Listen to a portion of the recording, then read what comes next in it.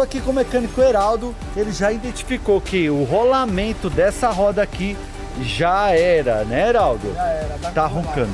Dos dois lados, mais esse lado, né? Do lado direito e o lado esquerdo também está roncando. A traseira ele já trocou o rolamento recentemente, então é isso aí. E eu não gravei no outro vídeo, os dois batentes também estão tudo estourado, né? Agora eu levantei a suspensão, olha a distância, tá? Vê que tá até a marca que tá apoiando o batente, porque a suspensão tá desregulada, tem que regular a suspensão. Tá bexiga, dá pra escutar o barulho.